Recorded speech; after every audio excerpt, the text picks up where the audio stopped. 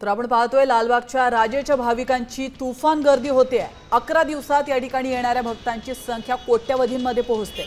लालबागच्या राजा परिसरामध्ये आकर्षक अशी रोषणाई करण्यात आली आहे। आतापासूनच भाविकांच्या गर्दीने परिसर फुलून निघाला।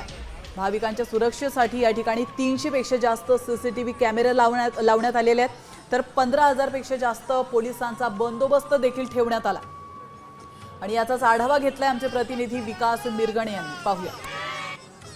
लालबागच्या राजाचं दर्शन घेण्यासाठी जे गणेश भक्त आहे ते भाविक जे आहेत मोठ्या प्रमाणात रांग लागलेली आपल्याला दिसून येत आहे। आपण पाहू शकता ही मोठी रांग जी आहे साधारणपणे 7 ते 8 किलोमीटरपेक्षा जास्त रांग जी आहे ती लागलेली आहे। गणरायाचं दर्शन घेण्यासाठी लालबागच्या राजाचं दर्शन घेण्यासाठी भाविक जे आहे ते सगळे लांब राहून इथे बसलेले आहेत। पहिलं दर्शन मला मिळालं पाहिजे या दृष्टीने जे आहे भाविक जे आहे इथे पूर्ण बसलेले आहेत। त्यामुळे गणरायाच्या दर्शनासाठी लालबागच्या राजाचं दर्शन घेण्यासाठी जी रांग लावलेली ती आपण पाहू शकता। मोठ्या संख्येने महिला आहेत, पुरुष आहेत आणि लहान मुलं सुद्धा मोठ्या प्रमाणात इथे संपूर्ण जर बघितलं तर मोठ्या संख्येने उपस्थित आहे। त्यामुळे लालबागच्या राजाचं पहिलं दर्शन घेण्यासाठी मोठ्या संख्येने जे आहेत ते भाविक इथे उपस्थित झालेले आहेत। त्यामुळे पूर्णपणे भाविक जे आहेत इथे लालबागच्या राजा दर्शनासाठी रांगेत उभे राहिलेले आहेत। त्यामुळे पहिला लुक आणि पहिला दर्शन घेण्याचा जे आहे भाविक इच्छा व्यक्त करतायत।